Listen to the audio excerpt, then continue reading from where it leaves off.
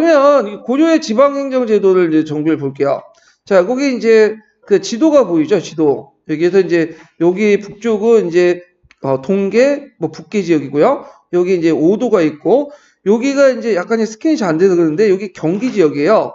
경기. 그래서 지금도 경기가 있죠? 예, 경기도. 예. 근데 우리 지금 생각하는 경기도는 여기 있는 거고 여기는 이제 항해도하고 경기 북부 지역이에요. 그래서 이때 경기는 서울 주변의 땅이 원래 경기잖아요. 그러니까 개경을 중심으로 해서 이제 그 지역 한 2개 현 정도 되는 그 지역이 경기 지역이 있어요. 자, 그래서 이제 여기 보면 대개 보면 고조의 이제 그 지방행정 제도는 이제 완비된 후에 이제 기준을 보면 이원제 그러니까 도 지역과 북쪽 계 지역 이렇게 나눠 볼 수 있고 또 어떤 분은 이제 경기도까지 합쳐서 3원제로 운영됐다 이렇게 이제 보고 있어요. 자, 그러면 내용을 보면 자, 고려의 지방행정제도는 신라 말 이후에 사회 변동을 수렴하면서 마련되었다. 자, 고려 쪽 태조 때는 그 당시 이제 그 9년의 신설, 격의 승강, 계명, 내속, 인속 등등등등 지방제도 개편이 있었는데 그러나 군사 특별지역 외에는 외관 파견을 하지 않았어요. 예, 그래서 다만 조부의 수치와 운송을 위해서 임시로 파견한 시는데 금융이나 금유나 조장, 전운사 이런 것들인데 금융과 조장은 이제 조부의 징수와 보관을 담당했고요. 전운사는 조부의 개경 운반하는 것에 담당했다. 그러니까 대개는 조세 수치와 관련돼서 임시 파견으로 했던 거야. 그래서 이제 그러다가 이제 언제부터 조금씩 파견했냐면 성종 12년에 12목을 설치했죠. 목이라는 건 중요한 요충지를 목이라고 해요.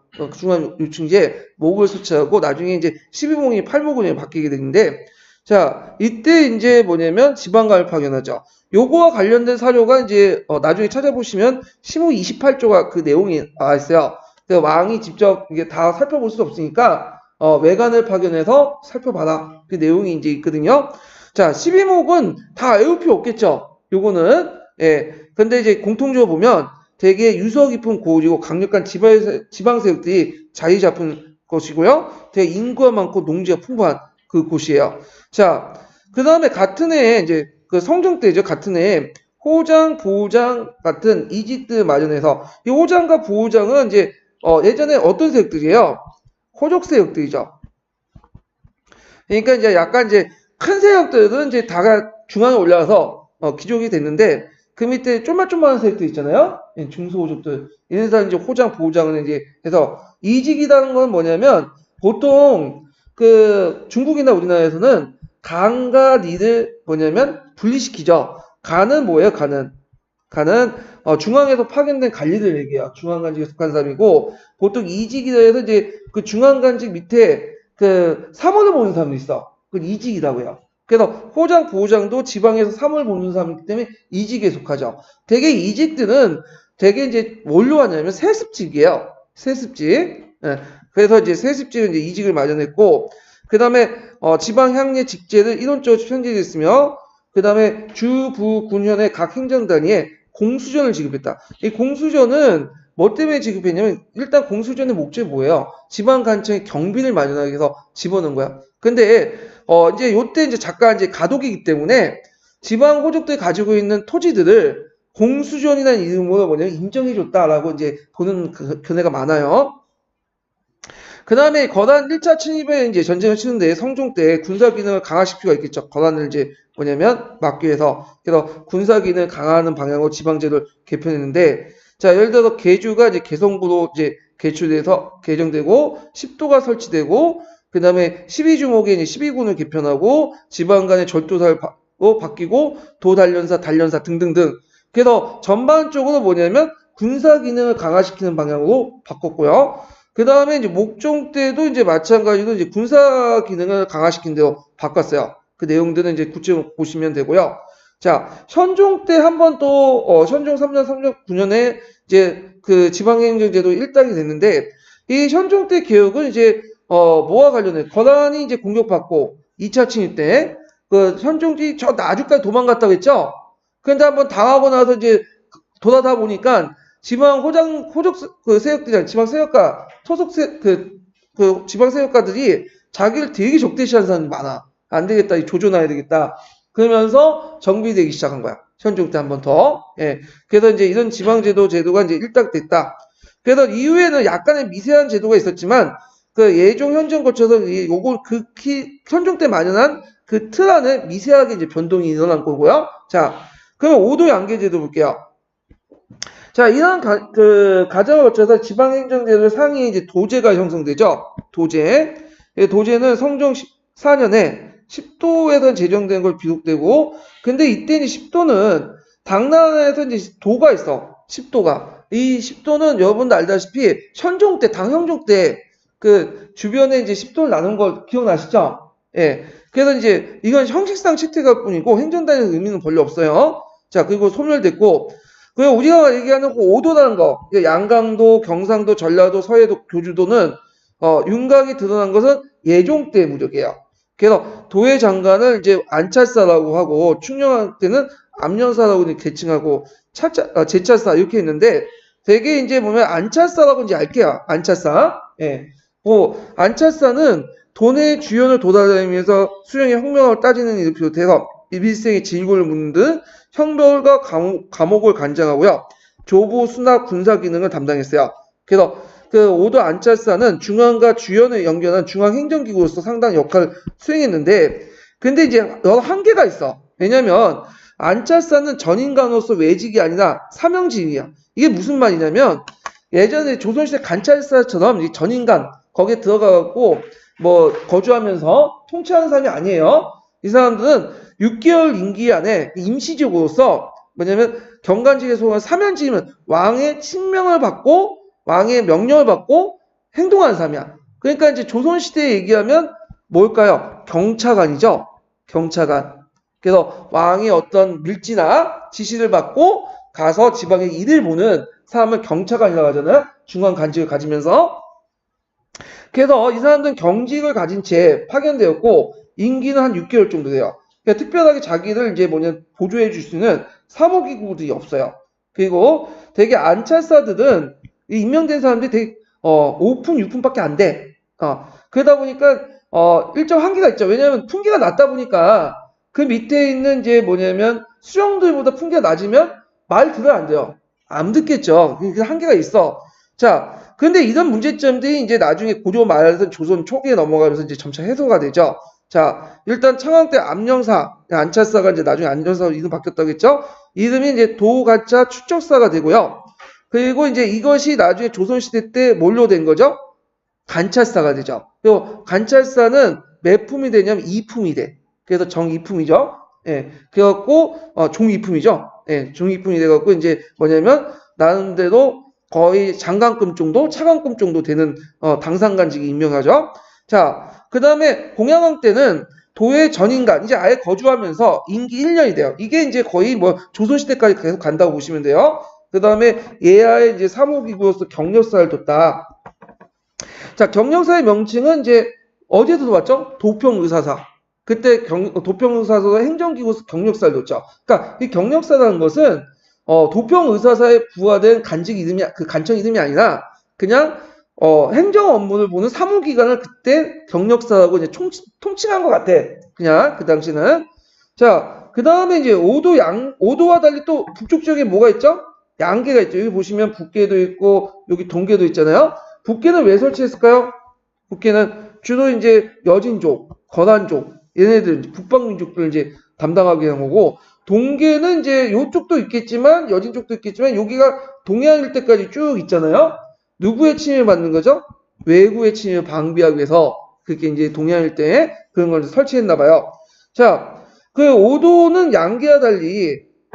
달리 양계는 변경지대에서 군사적 중요성 때문에 그곳에는 병마사를 파견했다고 돼 있지만 실제로 이제 이거는 시초고 현종 때 들어가서 이제 이게 제도적으로 방비했어요. 병마사가. 그래서 이제 오도 안찰사보다도 훨씬 더 앞서 있었다.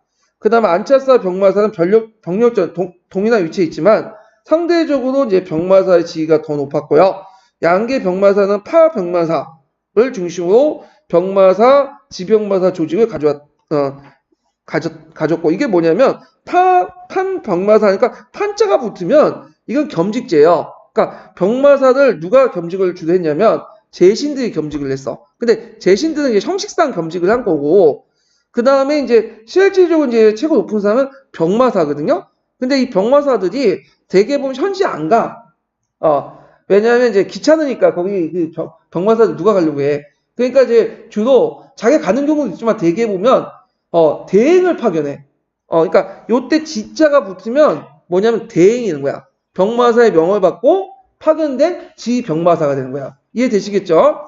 자, 하여튼 이들이 이제 수령을 규칙하고 관할 지역을 순시하며 헌옥을 담당하고 조세를 징수했다. 그러니까 약간 이제 안찰사 역할하고 비슷해요. 요 민사적인 역할은. 요 양계는 분도제가 실시되어 병마사와 주진에 있는 중간기구로서 조세를 관리하고 민사 문제를 감창사, 군사기관에서 분도장군과 분대가 있었다. 그러니까 이제 양계는 그 중간에 그 병마사 중간에 뭐냐면 중간기구가 있었다고 볼 수가 있어요. 그래서 이제 여기에서 감창사와 그 다음에 분도장군 분대가 있다. 그래서 여기에 병마사가 있으면 여기에 중간기구로서 이런 게 있다는 거예요. 분도제가. 그 민을 이제 밑에 주진을 통치하고 이런 것들이 있었다. 이렇게 이제 보시면 돼요. 자, 그래서 이제 그 위에 이제 지도가 보이시죠? 한번 볼게요. 이 지도 부분. 자, 고려는 5도 양계 나눴고, 5도는 뭐 양강도, 서해도, 고주도 쭉 있고, 안차살판에 있고, 그 다음에 양계는 북계 동계로서 병마사가 있고, 그 다음 상경제도가 있죠? 이 상경제도. 그 초기의 상경은 어디예요? 여기 개경, 그 다음에 동경, 그 다음에 서경이죠. 예. 근데 후기의 상경은 이제 어딜까요? 이 동경이 없어지고, 여기 이제 뒤에 있는 양주목이 있죠? 남경. 양주목인데, 예전에 양주목인데, 이게, 양주가 많이 이제 추락됐는데, 예전에는 진짜 끝발 있었어요. 제가 여기 양주 살고 있거든요? 그래서 양주는 지금 의정부, 동두천, 남양주, 서울 북부, 한양까지는 양주였어. 근데 한양이라는 얘가 좀 떨어져 나가더니 요즘 의정부, 동두천 떨어져갖고, 남양주 떨어져서 이제, 약간 가세가 기우는데, 하여튼, 양주는 상당히 중요한 지역이었어요. 고려시대 때. 하여튼, 거기에 이제 있고, 자, 그 다음에 이제, 요번에 시험 문제 나온 게 경기예요. 경기. 요번에 이게 시험 문제 나왔죠? 자, 5도 양계 이에 경기단계제인데, 경기제도는 그 기원을 찾아보면 성종 때부터 거슬러 올라간, 성종 때 개성부를 중심으로 해서 적현 6개, 기현 7개고 13개 군현을 제도한 게 경기체제가 모치였다. 그러니까 요때 경기체제가 만들어진 건 아니고 그걸 기반으로 해서 나중에 만들어졌다는 거예요. 자, 적현과 기현은 모두 개성 부현이 이제 통치했고, 그 다음에 현종 때 들어와서 경중 5부를 이제 하나로 묶어서 중앙에 직할했고, 개성혁령이 아래 3개 속현을 편제해서 장당혁령 7개 속현을 편제하면서 이원체제 운영했다. 그러니까 이제 여기에서 이제 아까 경기체제 안에서 그 당시 그 뭐냐면 속해 있었던 5개의 부는 중앙에서 직할했고, 그 다음에 개성혁령의 3개 속해는 또 뭐냐면 편제해서 장당혁 7개는 또 다른 제 뭐냐면 개성혁령 안에 이제 통치했다. 이런 것들이에요. 그래서 개성부하고 그 다음 중앙에 직하는 부하 개성혁령으로서 밑에 이제 7개로 해갖고 하는 이원체계가 운영됐는데, 요게 이제 시험문이 나왔죠. 그러면 개성부하고 경기부가 어떻게 이제 나왔나? 이게 이제 중간에 빠져 있어요. 그 내용이 포셈에서는. 포셈에 빠져 있는데 이게 어디에 있냐면 국편위에 있어요. 국편위에. 예. 그래서 아마 이게 포셈에 있는 내용 중에 상당수가 이 부분이 국편위에 있는 그 지방제도 내용이 있죠. 그걸 아마 요약 발췌한 것 같아. 보니까 맥락을 보니까. 왜냐면 국편위에 있는 내용도 그대로 뭐냐면 포셈에 있으니까 포셈 걸 국편위가 뺏긴 건 아니겠죠. 국편위에 있는 논문 내용을 포셈에서 요약한 거예요. 자, 그러면 요게 내용이 이제 어디 있는가를 좀 볼게요. 이게 숨겨져 있는 그 내용들이 그 제 국편이 있는데 제가 이제 올려놨어. 자, 어디에 보시냐면 14년에서 19년 그 기출 분석방 있죠? 거기에 들어가 보시면 그 뒷부분이 남아있어요. 그 뒷부분이. 그 이제 예상 근거 쭉 적어놨는데, 자, 거기 지방행정제도 개편 있고, 거기에 국편이 내용이 있어요. 자, 볼게요. 그 국편이 13권 238페이지. 국편 없는 분들은, 거기 이제 어디야? 우리 역사넷인가요? 그 우리 역사넷에 가보면 검색하면 금방 나와. 예, 신편한국사가 국편이 내용이에요. 자, 양계 병마사와 오도 안찰사가 비록 설립 시기가 다르지만 결국 병력적인 중간 행정기구로서 인데 반해서 경기도는 또 다른 통치체제를 편성했다. 경기도는 도와 계가 칭하지 않고 또 다른 중간 통치기구를 둔 것도 아니라 주연제 하나로 개성부로 하여금 관할했다. 그래서 개성부는 성종 14년에 처음에 설치해 6개 적현과 그 다음에 기현으로 관할했는데 현종 9년에 적현과 기현을 합쳐서 경기라고 칭하고요. 그 다음에 요걸 이제 개성형령과 장당형령을 통해서 직접 상송소송을 지게 했다. 그러니까 여기에서 경기부가 이제 2개로 이원화됐다는 게 뭐냐면 경중 5부는 중앙이 직할하고요. 그 다음에 개성현령하고 장당현령까지 해서 그 속했던 구는 또 요게 또 현령들이 통치하는 이원적인 구조로 갔다가 이게 이제 문종 16년에 그 뭐냐면 이따가 문종 16년에 다시 개성부가 설치되고 그 다음에 경기의 통치체제가 임명된다. 그래서 개성부가 이제 경기라는 체제 안에 있다가 개성부가 독립됐다는 거야. 그래서 개성부하고 경기부가 분리됐다. 그럼 정리해서 얘기하면 여기에서 얘기한 건 일단 성종 16년에 뭐가 설치됐죠? 에? 개성부가 설치됐어요. 개성부가. 그러다가 도중에 이제 뭐냐면 그 현종 9년 개성부가 폐지되고 이걸 경기라고 칭했어요. 경기. 그리고 경기 안에 2개가 이제 설치된 거죠.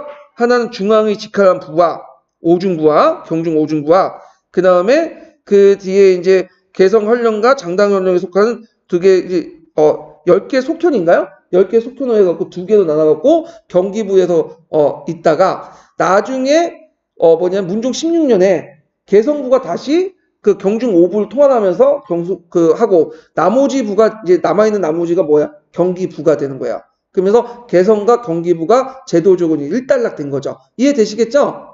예.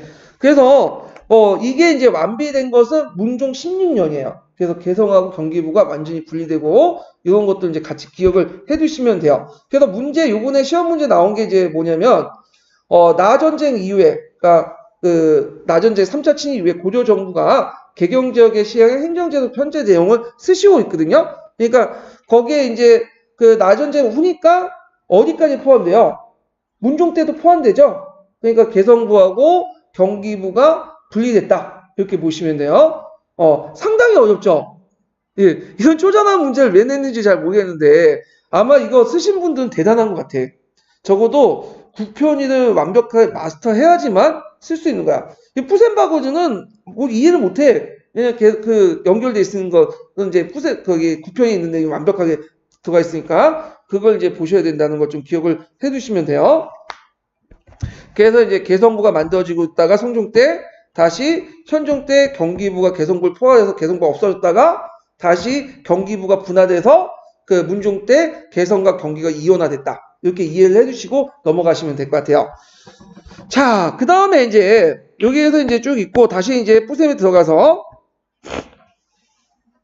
자, 이후에 이제 경기제는 이제 몽골과의 전쟁, 강화 천도에 크게 변동되어 충녕왕 때 지방행정주의 중앙행정주의 변화되어 개성 분유가 직접 관할하고 이때는 충녕왕이니까 이제 문종 이후죠.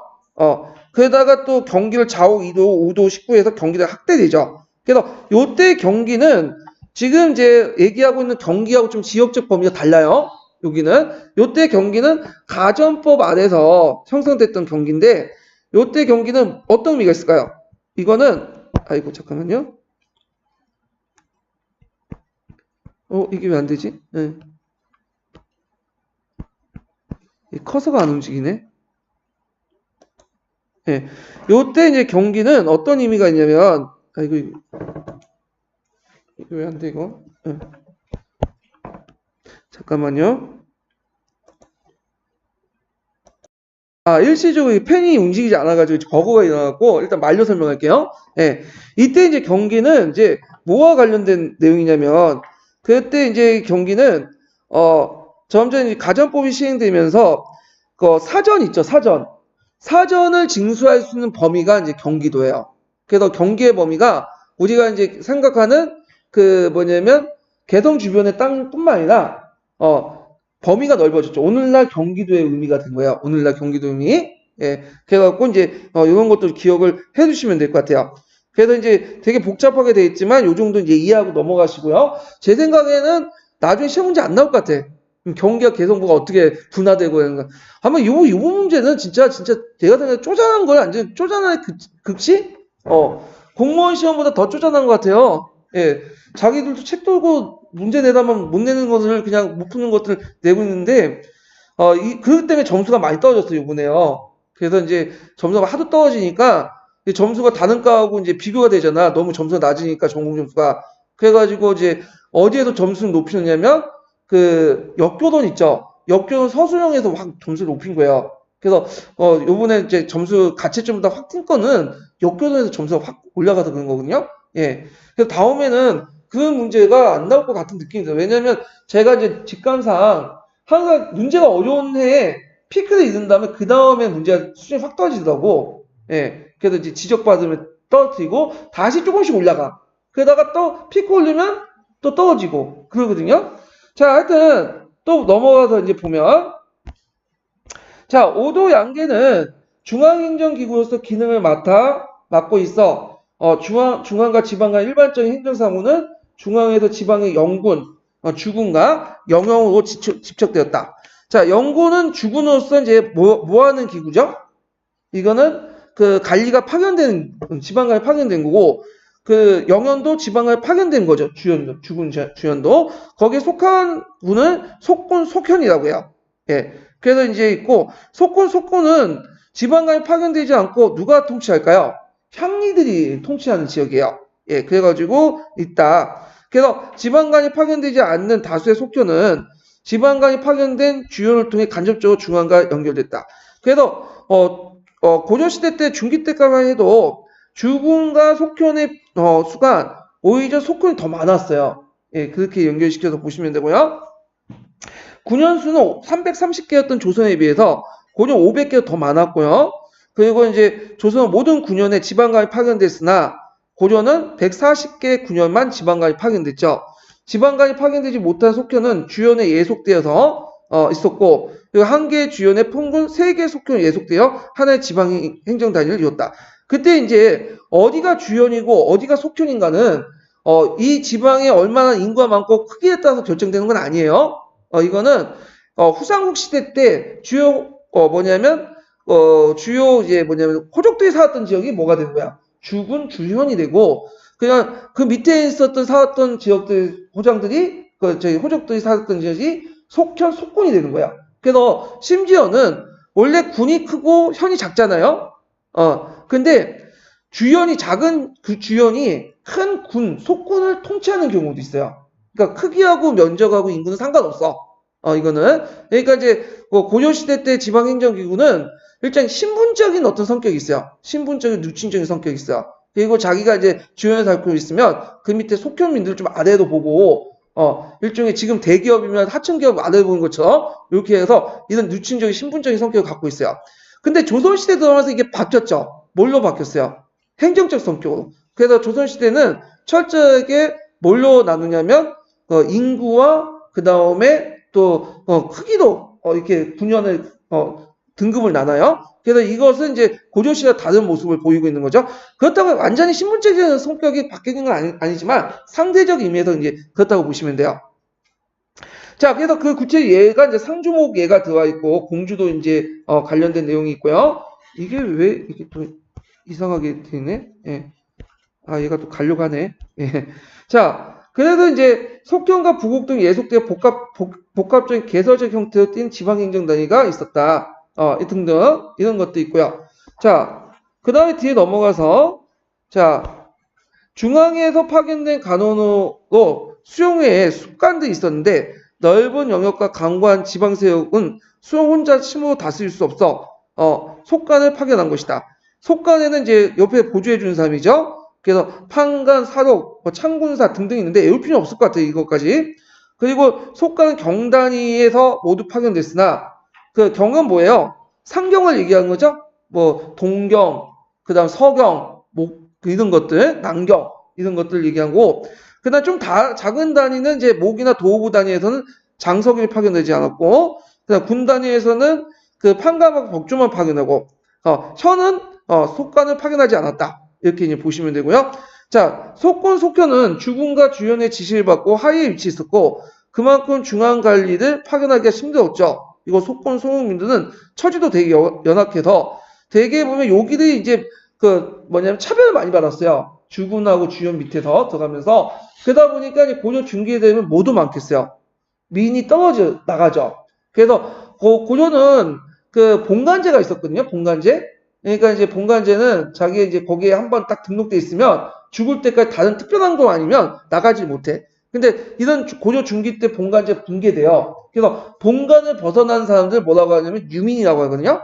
유민들이 많은 곳이 어디였냐면 이 주군과 주현보다 상대적으로 속군 소견이 많았어. 그러다 보니까 이 속군 소견에 있는 유민들을 국가에서 통제를 해야 될 거, 관리를 해줘야 될 거냐. 그래서 이제 뭘 파견했냐면 이때 간무를 파견했어요. 간무. 예. 그래서 이런 것들을 이제 간무를 파견해서 그런 이제 속군 속현에 있는 유민들을 좀 안정시켜 모집해서 떠나지 못하도록 하는 것이고, 동시에 이 기회에 뭐냐면 그 당시 이제 속군 소견의 관리 파견으로서 간무단 관리 파견으로서 중앙 집권을 할 수 있었던 거죠. 이런 것들 이제 보시면 돼요. 자, 남방의 오도제는 예종 내지 인종에 의해 성립됐으며 이전엔 중앙과 지방에 중간 기구가 있었어요. 원래는 이제 아까 얘기한 것처럼 오도 양계제 전에 이제 양계가 먼저 성립됐다고 했죠. 양계도 중간 기구가 있었죠. 그 중간 기구가 아까 언급한 것처럼. 그런데 이제 오도제가 성립하기 이전에 그와 비슷한 중간 기구가 잠깐 있었어.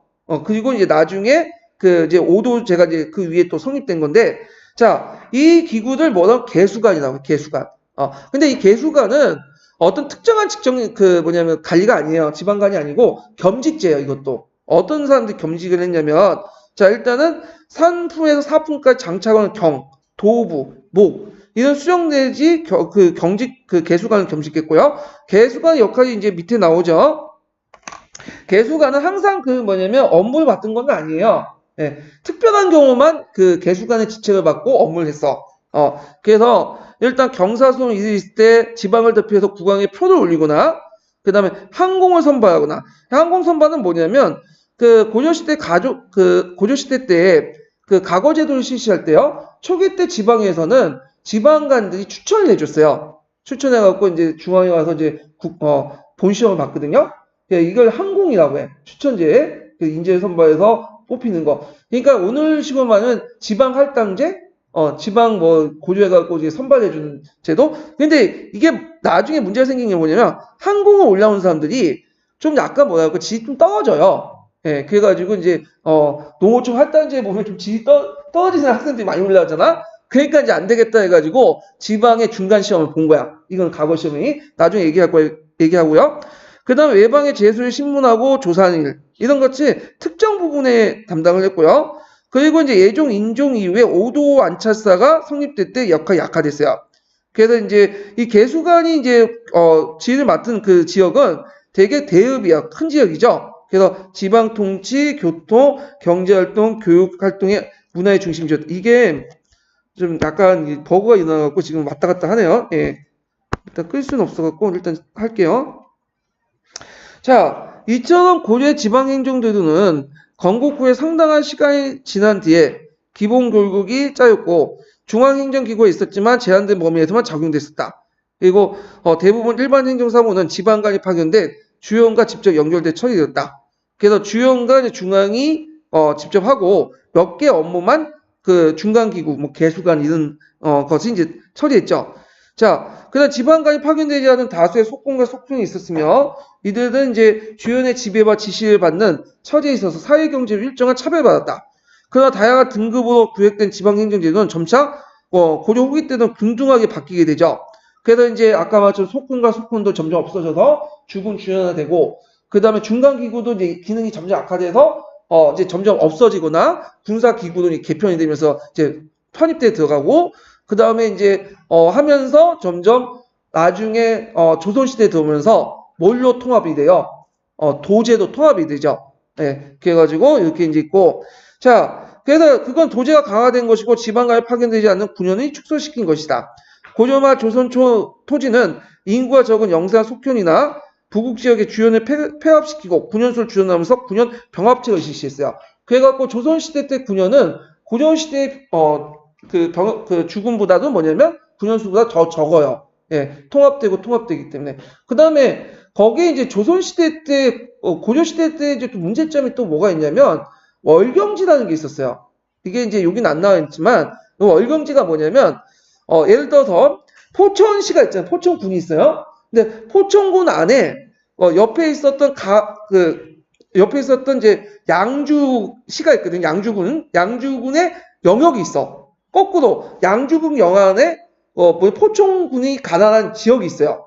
그러니까 자기 경계선이 있지 않고 그 안에 다른 지역이 가난한 지역인 거야. A 지역에 B 지역에 가난한 지역이 있고 A 지역에 B 지역도 가난한 지역이 있고 그게 월경인 거죠. 이게 월경지가 있었어. 그 다음에 뭐냐면 이런 게 있는데 이게 표시가 안 돼. 이거 표시네. 이거 또 왜 이렇게 표시돼? 그래서 이게 개가 무는 것처럼 물려있는 지역이 있어. 예, 경악상입진이라고 하는데 이게 뭐냐면 보통 이제 지금도 이렇게 보통 도의 경계가 이렇게 돼 있잖아요. 그게 된 게 아니라 그 당시에는 이렇게 돼 있어. 그리고 이게 국경선이 그러니까 주와 군의 경계가 그냥 삐뚤삐뚤삐뚤해. 그러니까 여기에 들어갔다가 어떤 튀어나왔다가 개 이빨처럼 물려있는 지역이 있어요. 그러니까 이런 지역들 때문에 이제 나중에 문제가 생긴 거야. 그래서 조선 초기 때 아예 없애지는 않죠. 월경지는 아예 없어졌고, 요런 이제 그 개가 이제 이빨 무는 것처럼 물려있는 지역 있죠. 이런 것도 많이 조절을 했어요. 국경에서 서로 주고받으면서. 그래서 이제 조선시대 때 나름대로 어느 정도 군과 현의 경계가 명확히 하고 그 다음에 군연수를 이제 통폐합시키는 과정에서 주셨죠. 그래서 이제 거기에 이제 지방관이 다 파견되고 그래서 좀 더 중앙 집권화 됐다 이렇게 보시면 돼요. 자, 그래서 이제 관련된 내용을 이제 한번 쭉 살펴봤고요. 이게 또 안 넘어가네. 자, 그래서 이제 살펴봤고요. 잠깐만요. 자, 그러면 이제 고려시대 항리를 이제 볼게요. 네, 항리의 이제 지방세력 관련돼 갖고 한번 볼게요. 자, 고려시대 항리는 상당히 그 조선보다 지위가 높았죠. 그래서 계속 이제 가거나 여러 가지 방법으로 이제 중앙 관료들을 이제 배출시키는 세력들이었는데 그 내용을 보면 자, 항리의 정치는 신라말 호족이었는데 고려 건국 이래 이들 가운데 일부는 중앙 간인으로 진출했지만 대부분 지방 행정에 담당했다. 향리의 직제는 이제 성종 때 아까 말했죠. 그래서 이제 좀 체계화됐고요. 그래서 이제 향리 직제와 관련돼 갖고 잠깐 이건 좀 볼게요. 몇 페이지 펴보시면 쭉 넘어가서 그 자료 2번은 이제 그 정리가 잘 돼 있어 갖고 한번 볼게요. 자, 그 성종 2년 이전까지는 그 이제 문제점이 뭐냐면 자, 성종 2년 이전에는 간반제를 운영했죠. 간반제. 그래서 이게 통일신라 후기 때부터 등장한 거예요. 그래갖고 이제 호족들이 자기의 그 통치구역을 일종의 어디를 본받아가지고 신라를 본받아가지고 그 만들었어. 이런 것들이 이제 고려 초기까지 운영이 됐거든요. 근데 문제는 호족들이 만든 그 지방 간반제와 그 다음에 중앙의 간반제가 등급이 똑같은 거야. 그러면 중앙간제가 등급하고 지방간제 비슷하면 왕권이 제대로 안 쓰겠죠. 통제도 안 되고 그래서 좀 낮췄어 얘네들이. 그래서 이제 이런 것들을 했는데 일단 예전에 그 호족들이 자신을 당대등이라고 했어요. 그러니까 신라에 그 보면 대등 당대등 있잖아. 그걸 받아. 당대등을 하면 안 되겠죠. 칭호를 바뀌었어. 그래서 호장이라고 하고 좀 큰 세력을 그래서 대등을 좀 작은 대등이라고 했는데 이걸 없애고 부장을 한 거야 칭호를. 그다음 그 밑에 있는 간반제들을 완전 이제 다 곤치고 이름도 다 곤친 거야. 그래서 이제 보면 예전에는 중앙관직처럼 호부, 병부, 창부 있잖아. 격을 낮출 필요가 있겠죠. 그래서 이제 호부를 사호라고 하고 그다음 병부를 사병이라고 하고 창부를 사창이라고 했어요. 그 밑에 것도 마찬가지로 이렇게 해서 격과 호칭을 낮춰버렸어. 그래서 이제 이런 그 항리 간직명을 개편하고 직제를 개편함으로써 중앙관제를 좀 더 등급을 올려놓고 얘들 격하면서 지방 세력의 통제를 강화하려는 그런 정책을 했다. 항리 직제를 개편하면서 자 이해되시겠죠? 요 표를 보고 이제 이해를 하시면 돼요. 자 그러면 다시 이제 돌아와서요.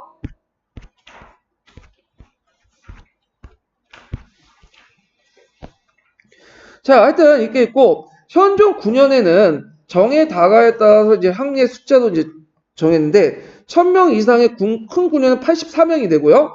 100정 이하의 군에는 30명 정도 했고요. 그 다음에 이제 향리 그 가운데 삼층부를 구성한 사람을 호장, 부호장이라는데 그 역시 이제 군현에 따라 규모에 따라서 호장은 5명에서 12명, 그 다음에 부호장은 3명에서 8명 이렇게 있죠. 향리는 이제 향리 역할이 쭉 나와요. 향리는 지방민이었던 이제 조세, 공납, 여격, 군역을 징수하고요. 주요 공간에 가운데 1품군이 있어요. 1품군.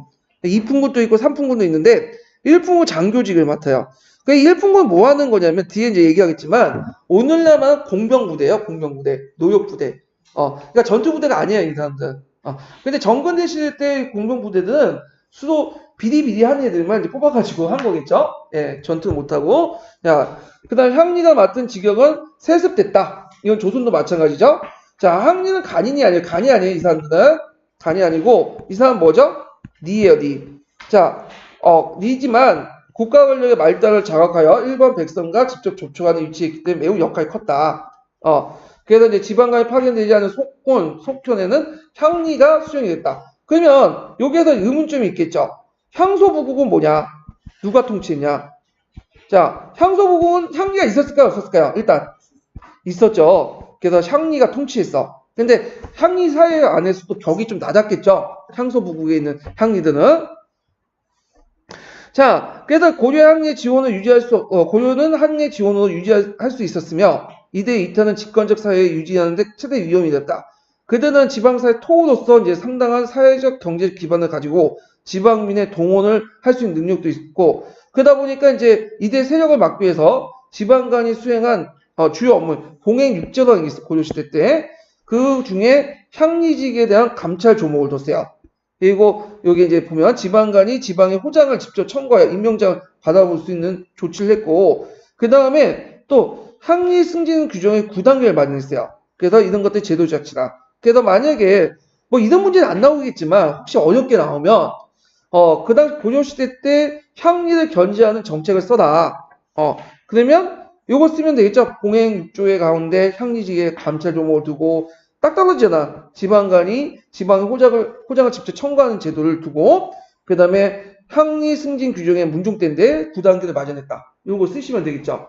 뭐 두 가지 뭐 한 가지 여기도 쓰셔도 될 것 같아요. 예.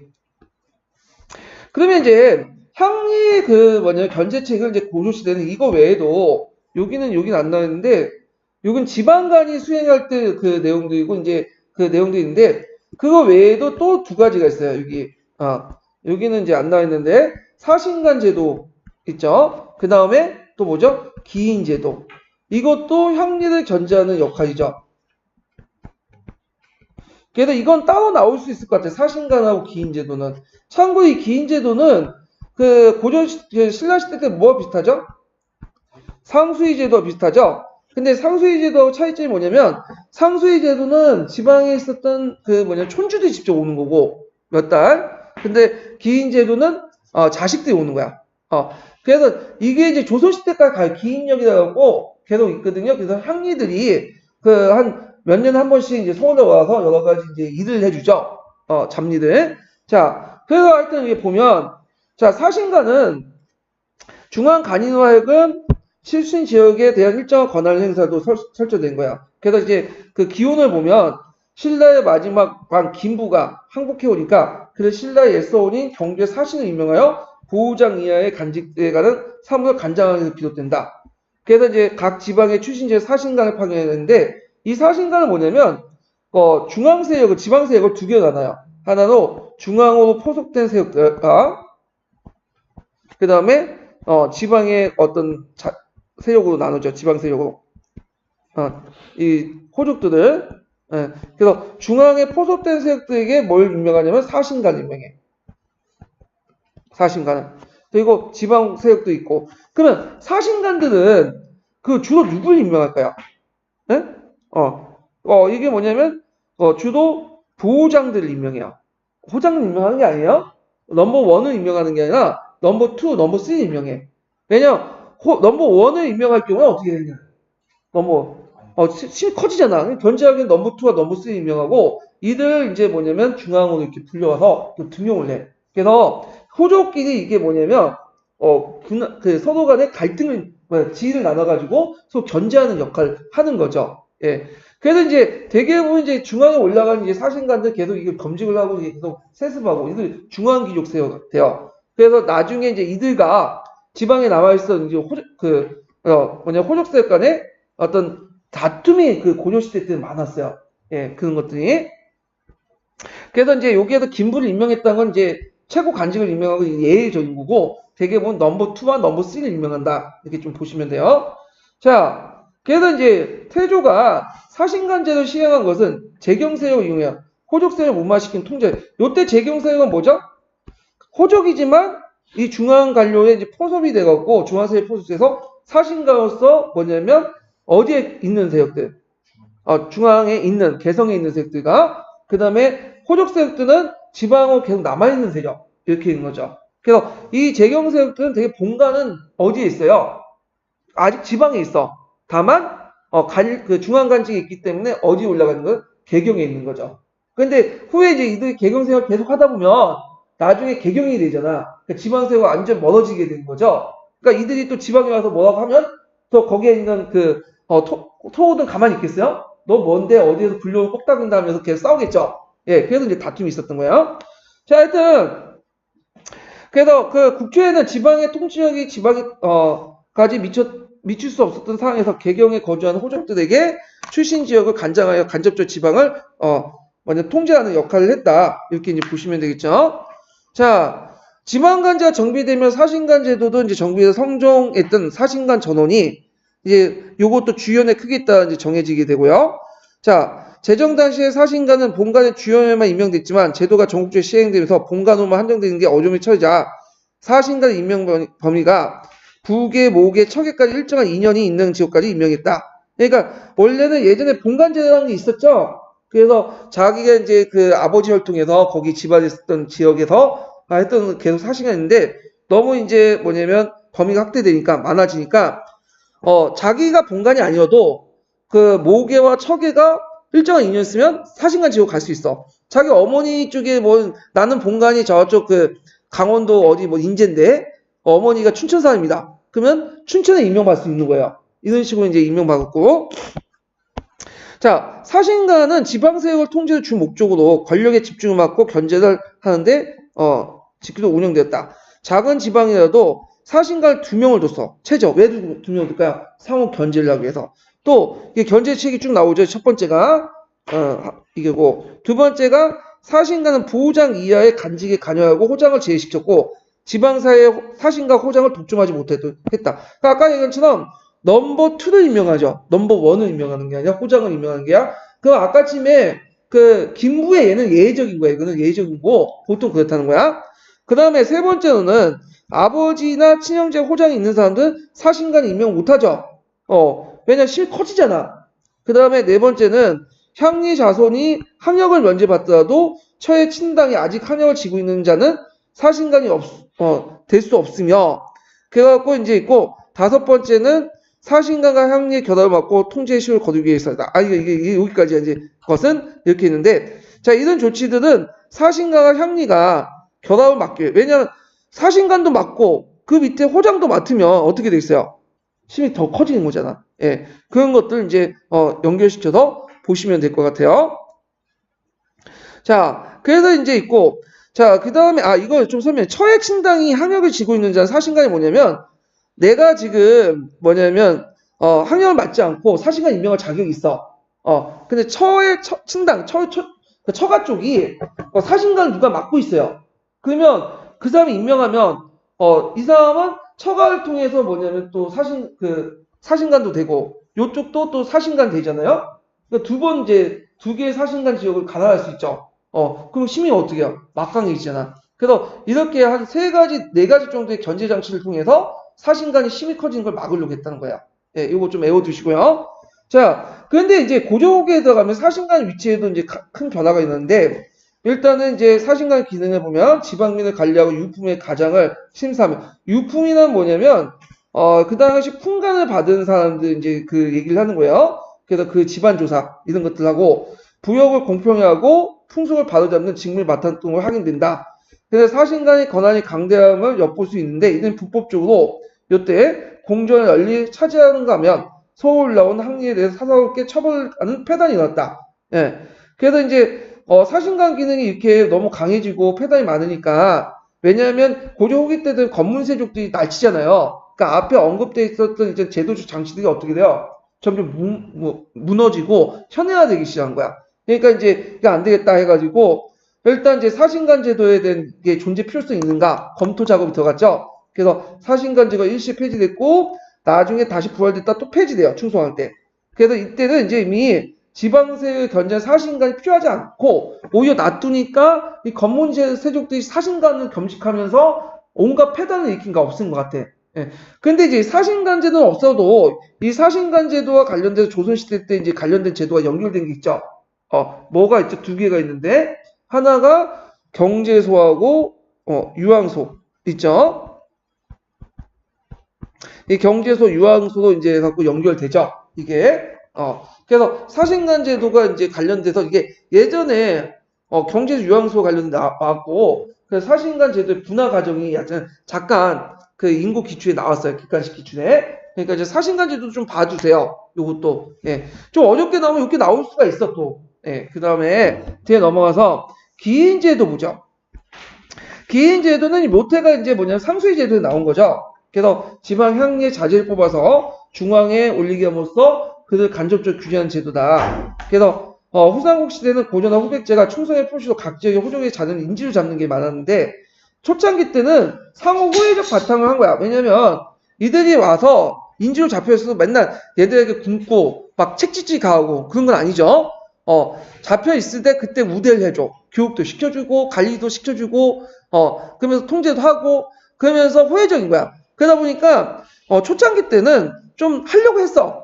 왜냐면 거기 중앙간지고 올라갈 수 있는 어떤 통로가 될 수 있으니까. 근데 문제는 시간이 지나면 지날수록 이게 뭐냐면 기인력이 고대해지는 거예요. 그러니까 서로 안 하려고 해. 기피하고. 그러면서 이제 문제가 생기게 된 거죠.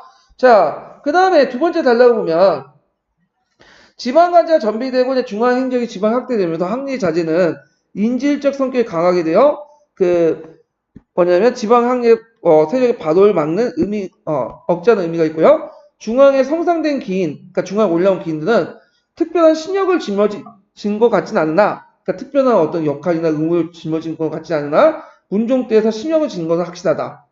그래서 이제 일종의 이제 역할을 이제 역을 부른 거야. 오히려 보통 신역이라는 거는 신분별 역이라 보통 뭔데 보통 조용조라는 개념 있죠? 예. 조용조에서 조는 뭐예요?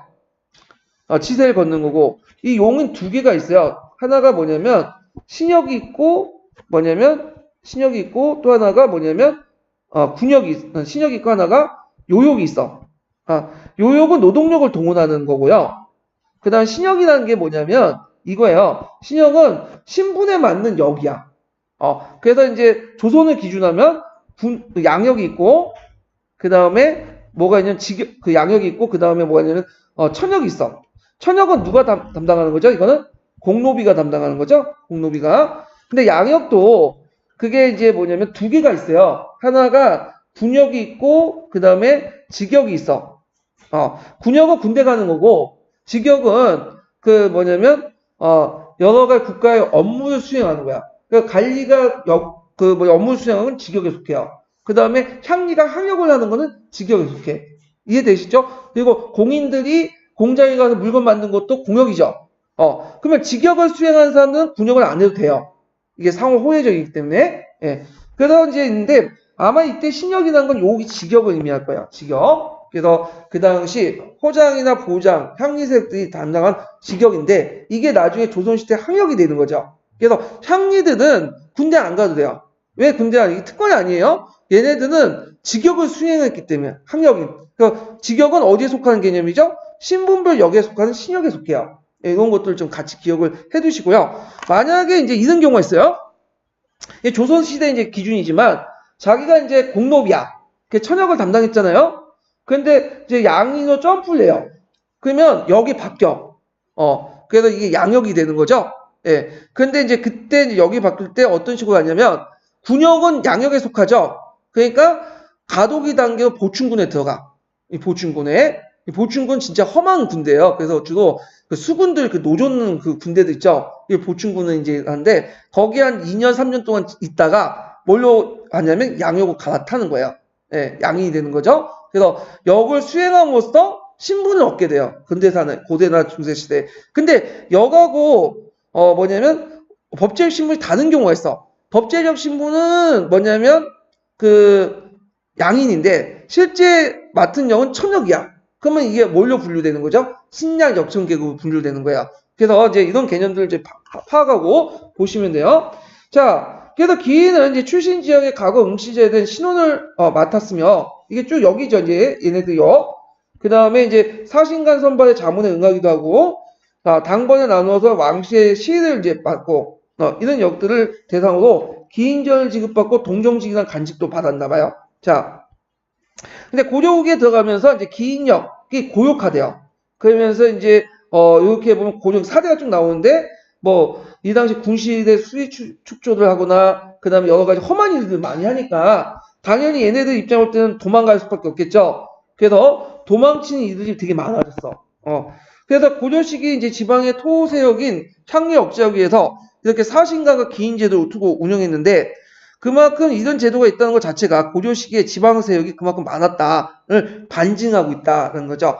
반증은 뭐예요? 반증은 직접적인 증거는 아니어도 간접적으로 알 수 있다. 그거를 유추할 수 있다. 이렇게 알 수 있겠죠. 자, 그러나 지방간제 변화, 향리의 위치 변동에 짝하여 사신간제 기인제도의 종편 논의하다가 결국에는 아까 이제 사신간제는 고려 말 때 없었죠. 근데 기인제도는 그대로 유지됐다가 조선 강해군 때 사라져요. 이 기인제도는 조선시대 뭘로 남아졌냐 항역으로 이제 있는데 항역이라는 것은 향리가 짊어지는 역을 말해요. 그러니까 이제 항역 중에 이제 그 원래 갖고 있는 이제 지방에서 뭐 조세를 뭐 조사하거나 징수하거나 이런 것들을 하되 기인역이 항역에 포함됨으로써 얘네들이 또 중앙에 올라가지고 뭔가 잡일을 또 해주는 거야. 그래서 예를 들어 중앙관료가 있으면 거기 들어가서 뭐 땔감을 뭐 해준다든지 이런 식으로 이제 항역을 담당하고 항역을 담당하니까 군대는 당연히 빠지게 되는 거죠. 군역은 이런 식의 이제 이해를 해주시면 돼요. 자, 그 다음에 이제 약간 볼 게 뭐냐면 삼태사묘가 있어요. 삼태사는 예전에 한번 시험 문제 나왔는데 누구냐면 자 고려 건국 과정에서 큰 도움을 줬던 김성평, 건액, 장길 이런 사람들 삼태사라고요.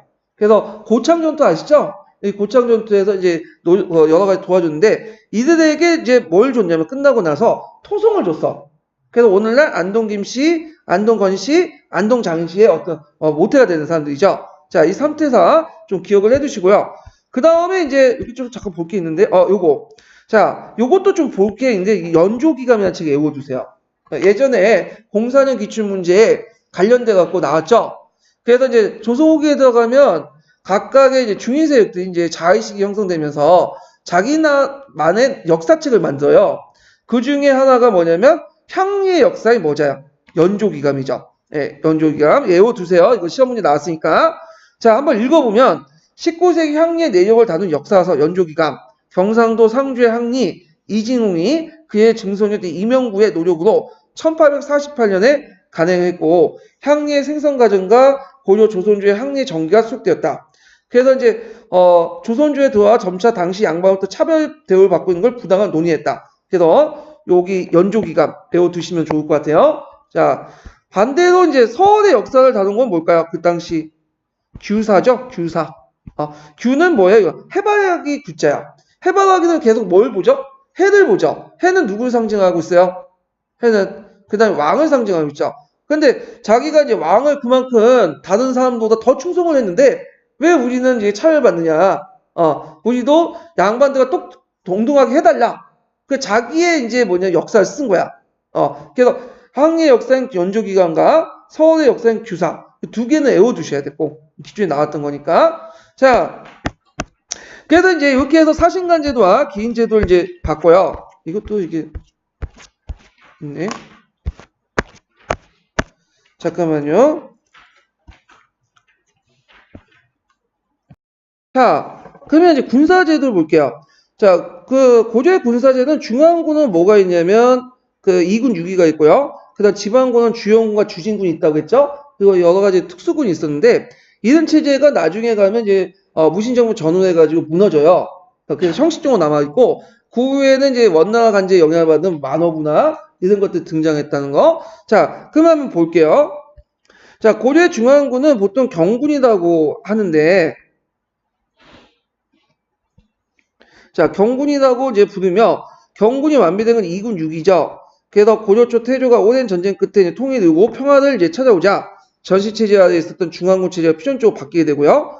자, 그때 이제 크게 군정 업무하고 군령 업무가 있어요. 요거는 좀 개념은 다른 데 쓰이니까 좀 알 필요가 있어. 지금도 있죠? 자, 군정은 뭐 하는 거야, 군정은?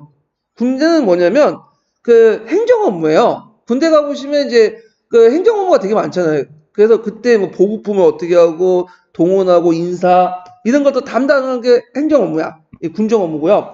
그다음 군령이라는 것은 실제로 전쟁 나갈 때 이제 뭐냐면, 지휘 통솔하는 부분이에요. 예. 근데 이게 다 중요해요. 왜냐면 지휘 통솔 잘하고 전쟁 잘한다고 해도 보급이 딸리면 어떻게 되죠? 끝인 거예요. 예. 단기적으로 승리할 수 있어도 장기적으로 이제 계속적으로 지속적으로 이기려면 이 군정 업무가 되게 중요해. 예. 그래서 이제 이거는 뭐 그 군대 갔다 오신 분들은 다 아실 거예요. 그래서 두 개 업무는 아까처럼 병부와 순군부가 담당했죠. 그래서 병부는 군정 업무, 그 다음에 순군부는 군령 업무 이렇게 이제 해서 했고, 그 다음 중앙행정기구가 재편되면서 이원화된 걸 이제 병부가 이제 통합해서 이제 간장을 했죠. 자, 그래서 뭐 이렇게 있고, 그러다가 중추로 넘어가고요. 자, 그래서 이제 있고, 그 다음에 이게 잠깐만요. 네, 병부가 군정 업무를 담당했고, 병부가 먼저 군정 업무했고, 군령 업무는 다시 중추로 넘어갔어요. 예, 수정해서 좀 들으시고. 자, 6위를 보면 6위가 형성된 건 성종 때 무력이고 2군 형성보다 좀 더 2군은 좀 늦은 현종 때 무력이죠. 그래서 2군 6위의 각 대장에 뭐가 있냐면 상장군과 대장군이 있어요. 상장군은 한 3품 정도 되고요. 대장군은 그 밑에 좀 품이겠죠. 그래서 이제 그 상장군, 대장군, 그 다음에 중랑장, 난장, 교의, 그 다음에 대정, 상원, 교의, 대장 이렇게 넘어가는데, 여러분들 카페 가보시면 자기 등급이 있죠? 등급. 전 상장군이고 운영장 대장금이고, 여러분이 모의고사 수강권 가지고 있으면 뭐라고 되냐 이렇게 있는데 있고, 그거는 이제 건너뛰면 그 다음에 등급이 장군이에요. 장군이고, 그 다음에 중랑장, 뭐 교의, 대정 이렇게 있는데, 이거 뭐라고 하신 분인데, 이건 고려시대 때 뭐냐면, 그 계급 순서야. 계급 순서. 그래서 예전에 제가 무인정권, 무인시대 때 되게 재밌어가지고, 거기다 이제 고려시대 간증을 이제 카페 만들 때 등급을 정해놨거든요. 자, 하여튼, 자, 2군 6위에 각각 상장군, 대장군이 있어요. 그러면, 8개 부대죠. 2군 6위가 8개니까. 그러면 상장군, 대장군이 몇 명 있다는 거예요? 16명 있는 거죠. 이 16명이, 어디에서 모이면 합작기구인 중방으로 모여, 중방. 근데 이런, 중방은, 상장군과 대장군이 모이는 거고, 합의군인데 이 중방 외에도 그 외에 장군들이 있어, 그 밑에. 장군방이 있고요. 그 다음에 낭장들 있죠. 중간 간부급, 낭장방 있고, 그 다음에 선원방이 있고, 교의방이 있고. 그러니까 각기 계급별로 이게 뭐냐면 합의구가 있어. 그래서 원래 이제 초창기 때는 중방은 뭐보다 이제 딸렸냐면, 문신들의 그 합의군, 국방을 담당 도병마사 격이 낮아졌어요. 근데 이게 언제 올라갔냐면, 그 당시 정변이 일어나서 이제 무인들이 초창기 때 권력을 장악했잖아요. 근데 권력을 행사할 수 있는 기구가 마땅하지 않은 거야. 그러면서 중방을 이용하게 된 거죠. 자, 그 다음에 2군은 국왕의 친위된 응양군과 용호군으로 이렇게 나누고, 이들은 가까이 있다 금장이라 불렸죠. 그래서 6위보다 높고, 그 다음에 응양군과 용호군 중에 어느 게 이제 더 우위가 있을까요? 그 응양군이 우위가 있어. 응양군 1령, 보통 1령이 이제 1000명이거든요. 1000명이고, 용호군은 2령, 2000명 정도 돼요. 한 총 3000명 정도 되는데, 그래서 응양군의 상장군을 뭐라고 하냐? 서열상, 통계는 비슷할지 몰라도, 똑같지 몰라도, 서열상 1위야. 그 반주라고 하죠. 응양군 상장군이. 예. 그리고 참고로 이제 나중에, 보효원에서 이제 쿠데타가 일어났잖아요? 예. 그래갖고 이제 이고라든지 이방 이런 사람들이 쿠데타, 이 사람들 지위가 권룡행수예요. 권룡행수는 뭐냐? 용호군이 원래 별칭이 결룡군이야. 그러니까 행수는 오늘날 말하면 한 대위 정도 되는 중대장 정도밖에 안 되는 그 사람들이 쿠데타에 이긴 거야. 예. 자, 하여튼 이군의 병력은 은양군 1령, 그다음에 용호군 2령, 그래서 한 3,000명 됐고요.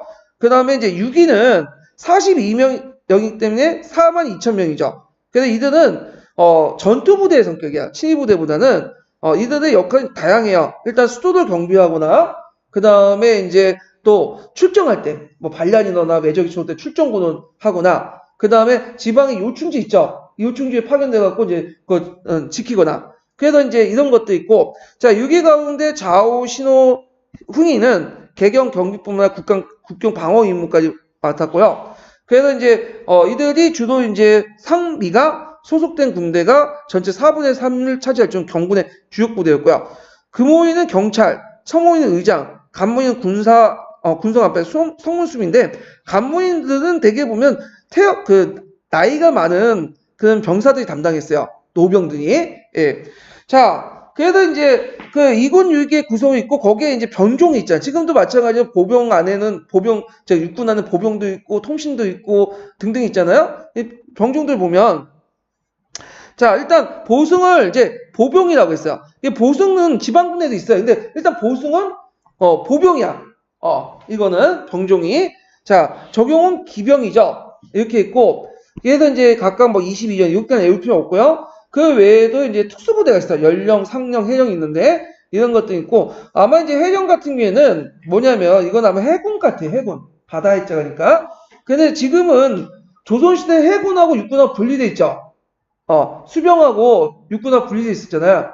근데 고려시대는, 고려 말 이전까지는 그 육군이 다 수군을 통제하고 있었어. 그러니까 수군이 하나의 육군의 병종에 불과했어요, 지금에. 근데 이게 아주 독립된 군사체계로 넘어간 거는 육군, 해군 분리된 건 언제 때냐면 고려 후기 때부터예요.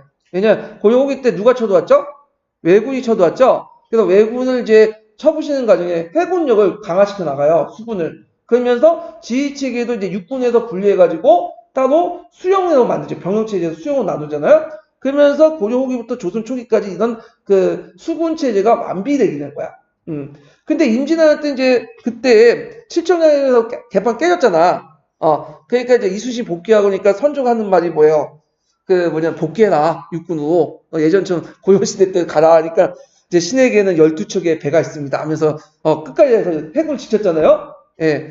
자, 하여튼 그 당시 왜군이 쳐들어오면서 이제 이렇게 독립된 부대로 나왔다. 그러니까 독립된 지휘체로 수군이 만들어졌다. 그렇지만 그 전까지는 육군의 한 소속이 되어 있었어요. 한 병종이었어요. 자, 하여튼 이렇게 있고 뭐 2군 6기가 군군이냐, 그러니까 2군 6기가 군군이 따로 있다는데 요거는 뭐 그냥 읽어보시고요. 자, 2군 6기에 이제 소속된 군인의 구성이 뭐냐? 2군 6기에 대표적인 게 두 개가 있어. 부병제설과 군반제 시족설. 그리고 부병제설과 군반제 시족설을 합쳐놓은 견해. 그래갖고 이제 이렇게 세 가지 의견이 있거든요. 그러면 이제 부병제설은 뭐냐면 이거예요. 부병제에서 2군 6기의 중앙군은 자연농민층으로 선발되어 번상 임병된 농민으로 벗어나. 그러니까 이 부병제는 당나라 부병처럼 자연농민들이 교대로 입역을 해갖고 담당을 했다는 거죠.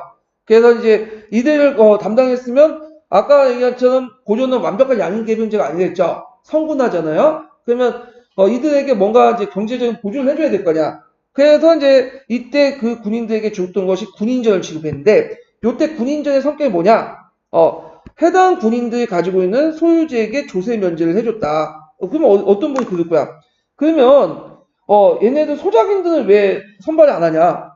그렇게 하죠. 그러면 자연농민을 왜 그러냐면 그럴 수밖에 없는 게 고려시대 때 생산량이 낮아요. 그러니까 소작인을 가지고 뭐냐면 군대를 장비 갖추고 자기 먹을 거 싸들고 그냥 할 수가 없어. 그렇죠? 어느 경제적 기반이 있는 애들 자연농민층이 군인이 될 수 있는 거야. 이건 조선 초기 때도 마찬가지야. 예, 법법에 들어가서 이제 소작인들이 이제 공식적으로 들어가게 된 거고 아직 자연농민층이 해야지만 어느 정도 먹고 사는 층이 살아야지만 뭐도 할 수 있다? 군대 무장도 할 수 있기 때문에 그런 거예요. 그래서 이들은 일단 기본적으로 소유지가 있어요. 그렇기 때문에 그들에게 조세 면제를 할 수 있다. 그렇지만 조선은 그런 게 없다고 했죠. 짤 없다고 했죠. 왜? 양인 계병제에서 뭐냐면 군대 가는 건 의무잖아. 거기에 대해서 무슨 반대급부를 줘. 말도 안 되는 거죠. 예. 자, 근데 이게 부병제 사회과 달리 군반 시초스는 뭐냐면, 자, 2군 6기에 속한 중앙군 군반 시족이라 해서 일종의 전문적인 세습적인 어떤 그 군인들 편성됐다. 이걸 군호라고 하죠. 군호. 예. 그래서 보통 고려 시대는 그 직역을 가지고 있는 그 호들이 있어요. 이걸 정호라고 하고요. 직역이 없는 호들을 뭐냐면 백정이라고 해요. 예. 근데 직역을 가지고 있는 그 호 중에 군호가 있어. 이들 군반시족이라고 해요. 그래서 이 군반시족들이 그 전문적으로 세습적이고 이들은 이제 전시과 제도에서 이제 군인전을 지급해요. 그때 이제 군인전의 의미가 이거는 앞에 있는 그 부병제 군인제 의미가 달라. 이건 뭘 주는 거죠? 일반 그 관료처럼 수조지를 줘. 자기 토지에 면세지를 설정한 게 아니라 수조를 준다. 그게 좀 다르다는 거죠. 자, 그런데 이제 요즘에는 이런 부병제서하고 그 다음에 이제 뭐냐면 그 앞에 있었던 이제 군반 시족세를 두 개로 이제 그 합쳐놓은 게 있어. 절충설이 있는데 이게 이제 교과서에 이제 실려 있는 설이에요. 근데 그 안에서도 여러 가지 또 설이 있어. 그러면 쭉 읽어보면 자, 2군 6기의 중앙군은 개경에 거주한 정옥주 군인과 지방에 번상된 농민군 두 종류의 군위층이 있다고 해요. 그래서 전시과 제도상 군인전을 받은 군인은 중앙군에 속하는 일부 특수군위층이고 그 다음에 이에 반해 농민 군역을 국가적 부여를 지목했기 때문에 군인절 지급하지 못했다. 이렇게 있는데 요 견해도 이제 이거 견해도 있고 근데 물론 그 안에서 이제 군인절 지급하지 않았다는 것은 어디를 바탕으로 고려시대 때는 양인계병제가 확립됐다는 전제를 하는 건데 실제로 그렇지 못하죠. 자, 하여튼 그 외에도 이제 또 있는데 경군의 이원적 구성에 또 다른 주장도 있어요. 예를 들어 경군 가는데 특수한 임무를 수행하는 연령, 상령, 해령 이런 특수군은 군반시적으로 구성됐고요. 나머지 군인은 또 부병제 원리에 따라서 그 구성된 농민군이다. 또 2군은 그 군반시적에 충성되고 또 6위는 농민군으로 구성됐다. 이렇게 이제 설도 있고 자 그래서 이제 이렇게 해서 여러 가지 설이 있는데 이걸 우리가 다 볼 필요 없어. 이거 각자 읽어보시고 여기에서 주요 논제는 뭐냐면 이거 경해군 홍천 경해군 이게 갑자기 생각하는데 홍성제설이라고 하거든요. 그래서 경군과 외군 저 지방군을 같이 홍성해놨다. 그렇게 이제 경해군 홍성제설이라고 하는데 이 그 절충설은 여러 가지 견해의 공통점이 뭐냐면 일단 직업군인이 있고요. 직업군인이 있고 직업군인은 되게 좀 높은 중하위 정도 되는 군이 있고 그 다음에 그 밑에 있는 이제 일반 사병들은 부병제 농민들로 지방을 돌아가면서 입역한 군대들이다. 물론 최고위 장군 대장군 그 사람들은 얘네들은 이제 뭐에 포함되는 거 이거는 전시과에 포함돼 가전 지급받는 거고 그 밑에 좀 약간 중위권 있죠. 오늘날 하사관 정도 그리고 밑에 사졸이 어떻게 구성되는 가지고 있지만 요 두 개 절충선은 기본적으로는 두 개의 군이 같이 존재하고 있는데 누가 어떤 걸 맡고 어떻게 공급을 어떻게 받는 이건 설이 좀 다르다 이렇게 이해를 하시면 돼요. 그래서 여기 여러 가지 견해가 있지만 그냥 이런 게 있구나 하고 넘어가시면 되는 거고 이걸 굳이 이해하겠다고 막 진짜 뺄 필요는 없을 것 같아 제 생각에는. 예. 그리고 문제가 나와도 이게 이제 딱 떨어지는 요게 나올 것 같아. 부병제에서 군반시절에서 만약에 나오면 그래서 이게 만약에 이제 어떻게 구성됐고 군인전은 그 의미가 뭐냐 이렇게 물어볼 수가 있겠죠. 네, 이 정도만 좀 기억을 해두시면 될 것 같아요. 자, 그럼 지방군을 보죠.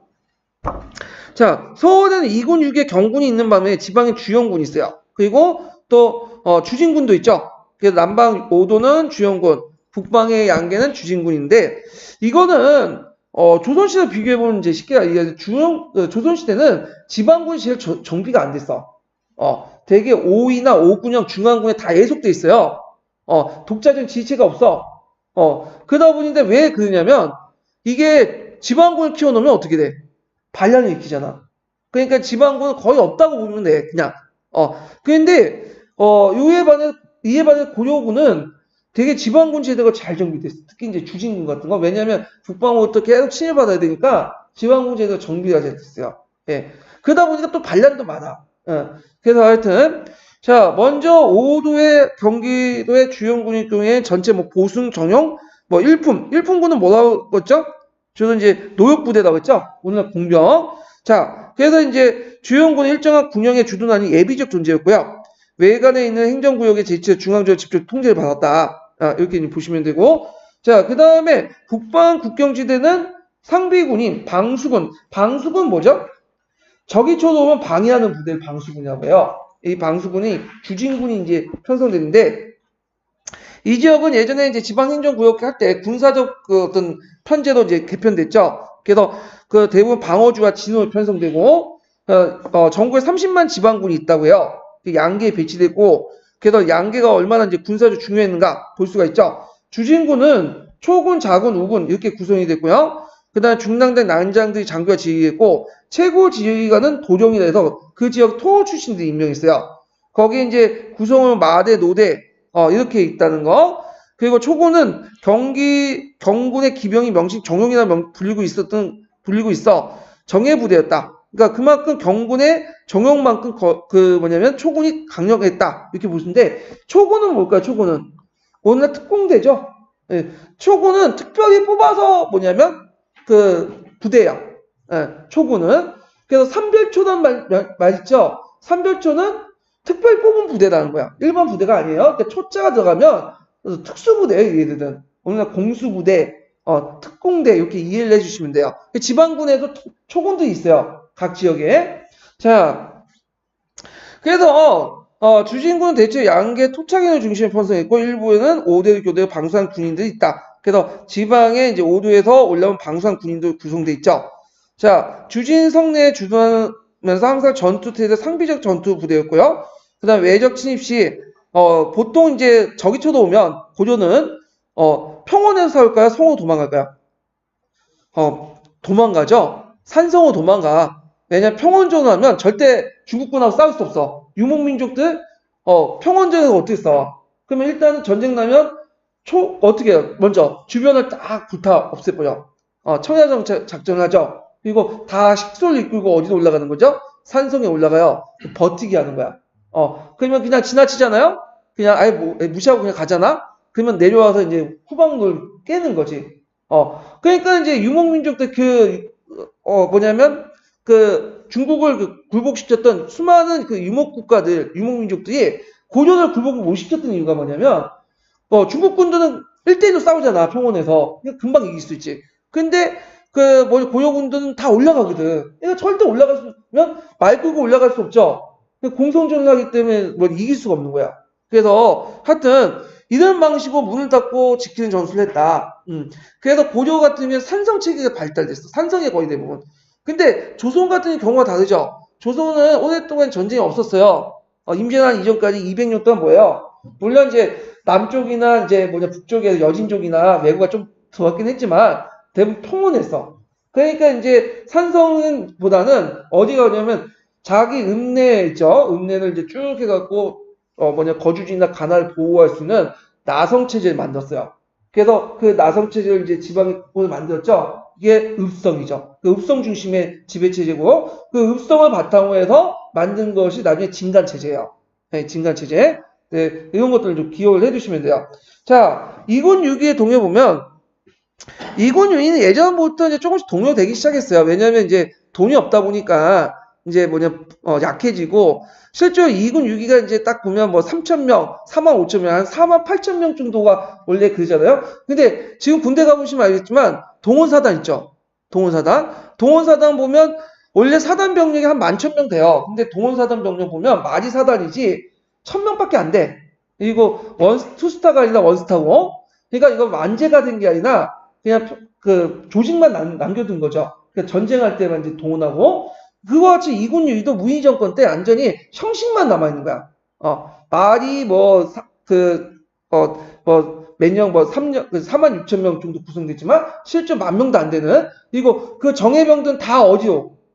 무인 정권 안에 군대 사병 집단, 도방이니, 그 다음 삼별초로 다 뽑혀갖고 갔고, 2군 6기에 있는 애들은 나이 많고, 이제 힘도 없고 그런 애들만 지키고 있는 거야, 지금. 자, 그러면서 이들이 이제 사병으로 이제 확보하고 공병의 비중이 이제 축소되고요. 이것은 이제 무인 정권 이전에도 별무반 때도 그게 보였죠. 그러니까 별무관 때 왜 만드는 2군 6기가 제대로 기능을 못하니까 만든 거 아니에요? 그리고 이 2군 6기가 이제 운영되지 못한 거는 일단 돈이 문제야. 돈이 있었으면 뛰어난 사람들이 거기 있는데 경제 기반이 무너졌어. 왜냐하면 그 당시에는 군인전 이런 것들이 문벌 귀족이나 이제 건문 세력들 모여서 어때 문벌 귀족 다 잠식됐잖아 무인 정권 때. 그러니까 이제 비밀이 없으니까 비리비리 하는 이들만 이제 온 거야. 자, 그래서 무인 집권 이후에 이제 무인 집정들이 국가의 중앙 관제가 무너뜨리면서 자신의 사적 무력 기반을 강화하면서 2군 6기제를 이제 크게 흔들렸죠. 그리고 2군 6기제는 몽골족 침에 큰 타격을 받게 돼요. 예. 그래서 전쟁 때는 이제 무차별 징병이죠. 이때는 이제 사정 없이 그냥 다 징병하는 거야. 그래서 군인전 거의 지금 왜냐면 다 너도 나도 이제 뭐냐면 군대 가니까 특별하게 군인전 지급할 필요 없는 거죠. 좀 의무처럼 되니까. 자, 그래서 이제 2군 6기의 충원할 대상을 파악하기 어렵고 관리도 부실하고 이제 상비군 위상도 거의 이제 상실되고 그 다음 원나라 간섭기 때는 또 원나라 군제에 영향을 받아요. 이게 만호부죠. 그래서 이 만호부가 설치되고요. 그 다음 만호부 밑에는 하급단위, 천호소, 백포소 이런 것도 있고 만호부의 이제 책임자 만호는 호도 군패를 받았죠. 이 사람이 원나라 황제부터 군사 징발권을 갖고 있어. 그래서 이 만호의 익명은 원의 황제가 갖고 있어요. 호도 군패를 줘요. 호도 군패라고 해서 이걸 이제 만호부에 징발할 수 있는데 일단 이름으로써 이제 원나라가 간섭과 통제가 심했다 군대에 대해서. 예. 그래서 국민왕 5년에는 이제 만호부가 폐지가 외방의 만호부 폐지가고요. 돈 20사가 이제 책임지고 그 다음에 이제 우왕 때는 원수제를 실시해요. 원수제는 뭐냐면 이건 이제 나중에 그 조선시대 때 이제 절제사로 이제 이름이 바뀌는데 이게 뭐냐면 우왕 때는 이제 그 국민에서 우왕 때는 홍건 쪽도 쳐들어오고 왜군도 쳐들어오잖아요. 그러니까 이제 상비적으로 이제 군대를 이제 뭐냐면 유지할 필요가 있어요. 이들 막기 위해서. 그러면 각 지역에 원수를 둬요. 각 도에 원수를 둬가지고 그 뭐냐면 시위패라는 패기가 있어. 오늘날 말은 군적이야, 군적. 그 시위패를 이제 뭐냐면 두고 그 시위패 명단에 따라서 시위군을 조직하는 거야. 그 시위패를 누가 가지고 있냐면 그러니까 이게 시위패가 말하자면 원수가 이제 패기라는 말하자면 있어. 패기라는 군적을 갖고 있어요. 패기. 그래서 이 패기를 관장하거든요. 패기는 오늘날 말은 군적을 의미해요. 군대를 동원할 수 있는 명단이죠. 그래서 이 패기에서 지방군을 동원시키는데 이게 이제 뭐냐면 시패 또는 시군이라고 해요. 시군. 근데 얘네들이 이 시패와 시군을 뭐냐면 그냥 지방방어나 외적방어에 쓰면 되는데 문제는 이 군대를 중앙에 끌고 와가지고 자기 전쟁에 이용한다는 거지. 그래서 원수의 권한이 커져. 그래서 우리가 이제 고려 말기 때 이성계나 최영도 원수의 원수, 이 사람도. 그 중에 여러 원수 중에 제일 높은 원수가 뭘까요? 최영이 그 담당했죠. 예. 근데 이제 나중에 이제 조선이 건국돼서 이게 문제가 있다 해갖고 이 원수제가 이제 이름만 바꿔서 절제사가 돼, 이름이. 그렇지만 시스템은 똑같아. 절제사 뭘 가지고 있죠? 패기를 가지고 있죠. 그리고 지방에 있는 이제 뭐냐면 시위패 시위군을 모집을 해. 그러면 이 시위패 시위군이 뭐가 되는 거야? 그 절제사 밑에 사병이 되는 거예요. 이들 절제사들은 주로 누굴 임명하냐면 이성계 믿을 만한 공신, 그다음 왕자들. 그러니까 이들이 이제 사병을 갖고 있으니까 정도전 입장에는 마음에 안 들거든. 그러니까 이제 이들을 이제 12, 14로 중앙부 편제로 이렇게 들어갈 필요가 있겠죠.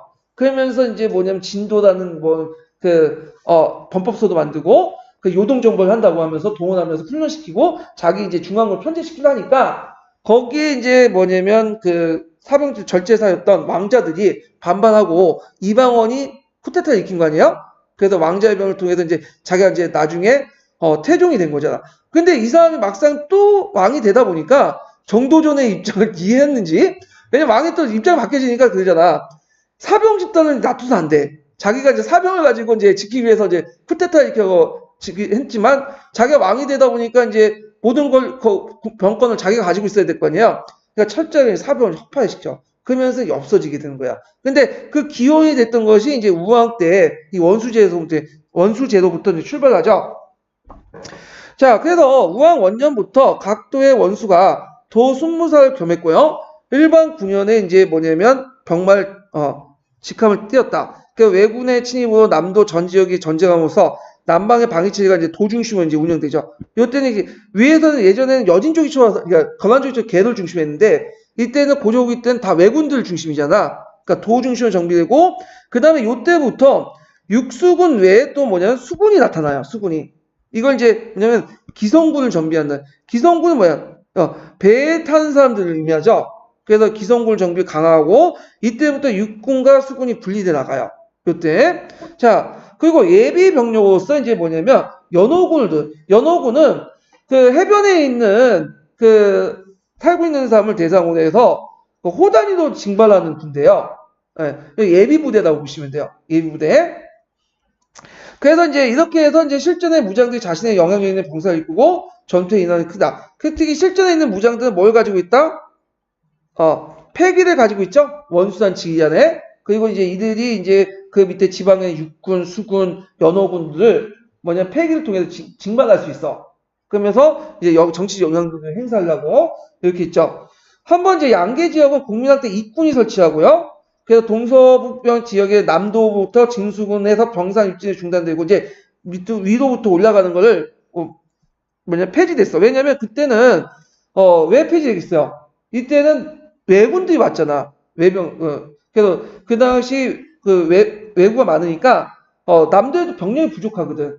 그러니까 이제 북방에서 이제 알아서 해야 되겠죠. 그래서 토착민 중심을 이제 해서 입군제도 중심으로 독자적 방위 체제가 갖췄고 그 다음에 이제 입군을 이제 가난한 각 2개 천호는 토착 유력자가 담당했고요. 중앙에 파견 만호가 시야 장군을 지휘했고 적이 침입하면 도통상 원수의 지휘를 받고 이제 전투에 수행하는 그런 체제도 입군제 형태로 개편이 됐다 이렇게 보시면 되고 이 입군제가 이제 나중에 군익도로 이제 바뀌게 되고요. 조선시대 때 이 군익도가 또 뭘로 바뀌는죠? 이걸 이제 남도까지 확대해야 되죠. 그래서 입군, 군익도 체제가 이제 뭐냐면 남쪽 지역까지 확대되면서 만든 게 진간체제예요. 네, 그러니까 입군, 군익도, 그 다음 진간체제 이렇게 연결된다고 보시면 돼요.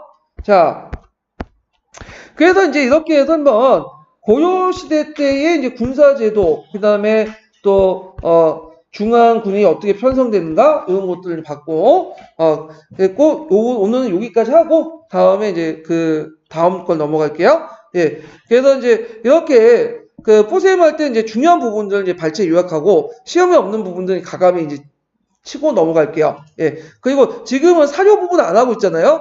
근데 조선시대 때는 이제 사료도 몇 개 다 할 수는 없지만 몇 개 뽑아가지고 중요한 것들만 좀 체크하고 그리고 제가 형성평가 문제를 사료형 문제를 계속 만들고 있어요. 그래서 연습해보라고. 그래서 이것도 이제 제가 서포트 분들에게는 이제 다 드리지만 이제 안 듣는 분들은 가끔씩 이제 제가 한두 문제씩 저희 형성평가 문제를 자꾸 올려놓거든요. 그냥 한번 풀어보세요. 네. 꼭 그게 나온다는 것보다는 그런 문제의 유형을 좀 대비하기 위해서 한번 이제 만들어본 거니까 그거 이제 뭐 여러분들 스터디나 혼자서 만들어가지고 풀어보시는 것도 괜찮을 것 같아요. 예, 그러면 오늘 수고하셨고요. 다음 주에 뵙겠습니다. 감사합니다.